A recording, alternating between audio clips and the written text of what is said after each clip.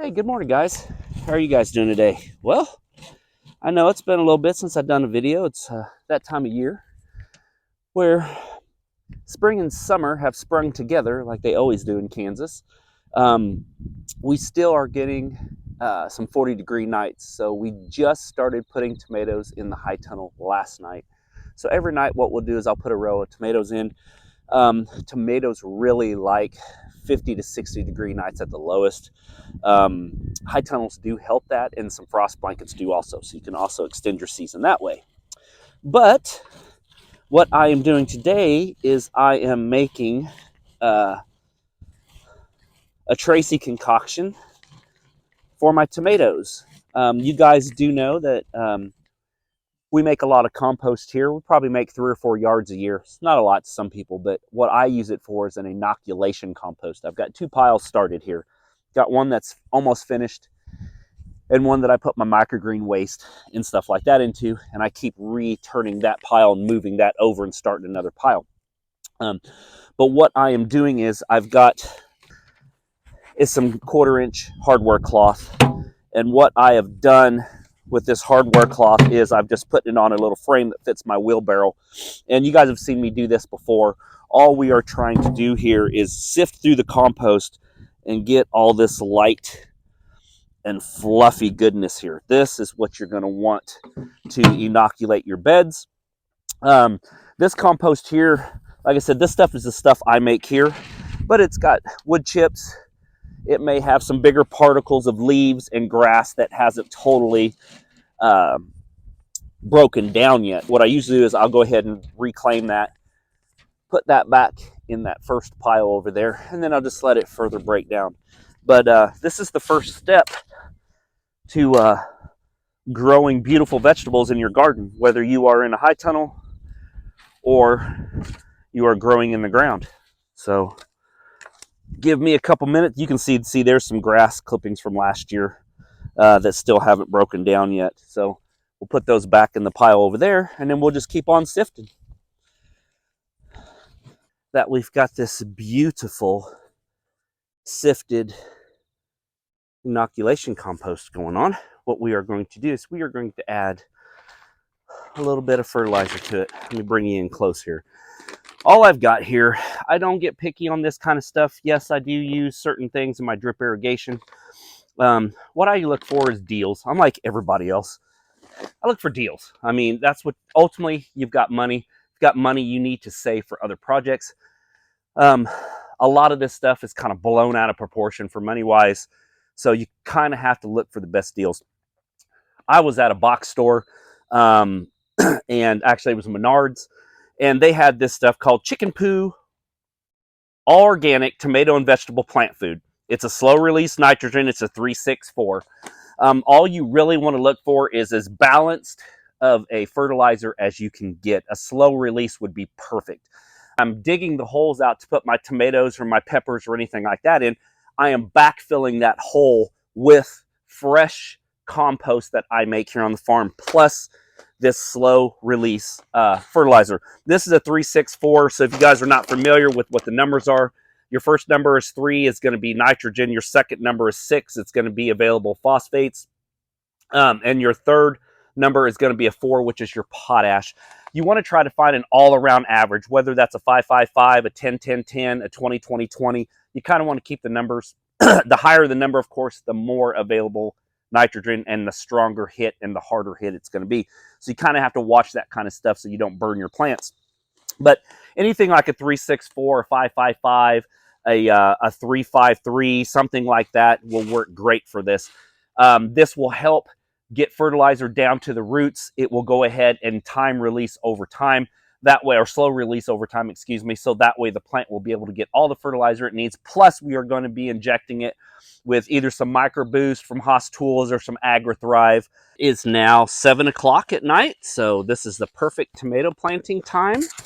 I've got my trays laid out. I laid these out today. As you can see, last night we did these, which are from Burpee. They are 4th of July. My friend Carl down at Paris Natural Farms there in Paris, Texas, when I went and did that tour last year. Hopefully you guys watched those videos. This is one of the tomato varieties that Carl grows all the time, and I was very impressed with the vigor and the size of these tomatoes. Hopefully you guys can see me with that sun. So I wanted to try some for ourselves. So we've got one row of 4th of July, and then the rest of this is all going to be cherry tomatoes. This is Bliss, and I think, okay, yeah, this is Dancing Ladies, which is a grape. And then I've got black cherry, and then I've got some Roselle on the other end, and that will fill out this half of the tunnel. And then we've got some other varieties of busher type tomatoes that are going to go over there. But anyway, we're going to get started here. So you guys watched us earlier today when we had this compost. We inoculated this compost with some of that chicken fertilizer, which you guys saw. Nice hold to it. It's not wet, but it does clump up. Well, and then you can spread it out pretty easy. So one thing we're trying this year, I'm kind of like you guys. I watch a lot of YouTube. So I watch Living Traditions Homestead, and Kevin and Sarah, if you've never watched their channel, they live on a homestead there in the Ozarks of Missouri, and they have a lot of great gardening ideas. And Kevin's one of those guys, he's kind of like a guy to my own heart, where he wants to get the job done. He wants to work really hard to get the job done. But if there's a simpler way of doing something, by all means, let's go ahead and make it happen. Well, this year, I ended up buying the auger that he uses to plant his gardens at. And I think it's an 8.5 or 9-inch auger. We used this last night for the first time to put these tomatoes in. And I'll tell you what, I have been missing out all these years. One thing, recommendation though, I would put this on the lowest setting on your drill to drill. If you put it on your highest with the brake system in here, this thing's throwing dirt 5 feet away from you. So the easiest thing to do is just put it on low, drill your hole, and then what I do is I take that dirt out of that hole and I just push it off to the side, and then I fill that hole up with this compost and plant into this compost. That's going to give me a couple things. It's going to give me a nice, light and airy, fluffy soil that's inoculated with that fertilizer to get my tomatoes started off right, so they get all the nutrients they need right off the get-go. Plus, it's a lot easier to plant into. Some of this, you know, I'm here in Kansas, so we do have clay soils. I mean, there was 6 inches of compost in here a year and a half ago when I made these beds, and that compost does get eaten up by all the vegetables and plants and stuff that you use.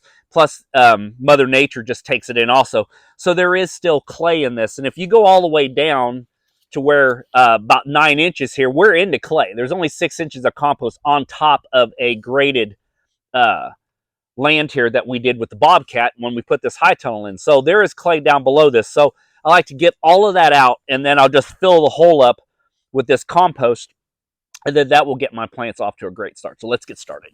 As you can see here, get some of this out of here. I got nice airy soil, but if you dig down about 5 inches, it gets a little packed down in there.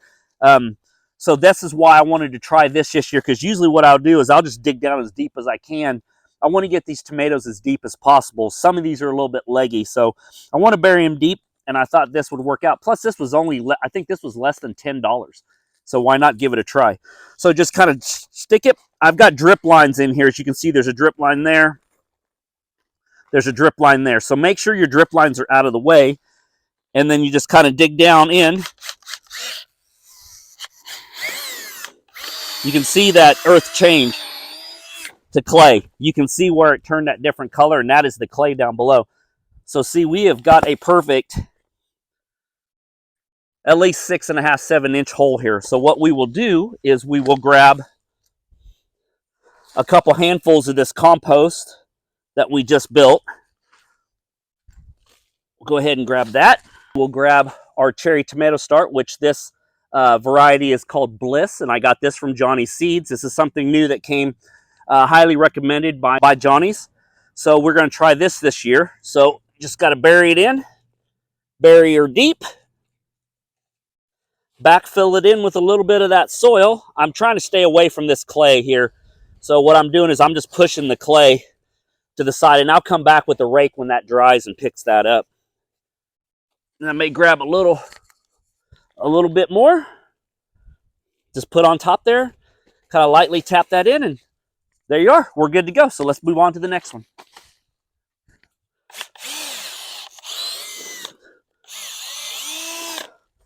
Oh, look at this dude.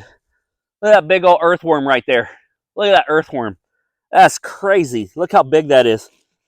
It means we got good soil in here if we got earthworms that big in here. Look at that dude. It's like a snake. We're going to put him right back in the hole. Throw a little bit of compost on top of him. Just like that.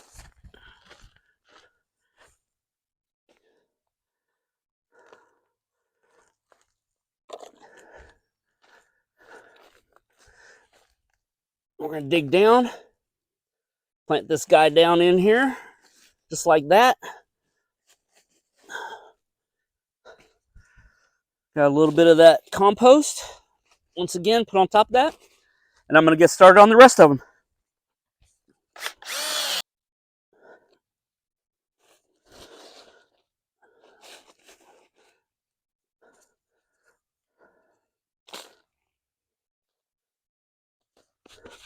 We're at the last one in this row.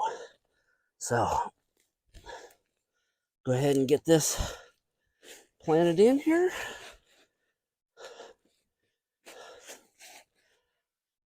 Here we go. Now all I got left to do is a bunch of cleanup. So, I've got about another 125 tomatoes I need to get started on. So, this is where I'm going to leave you this week. Hopefully, you guys are getting back out into the garden. The weather is coming on and clearing up. So, we'll be able to get back in the garden and get some things done. I will talk to you guys next week. See ya.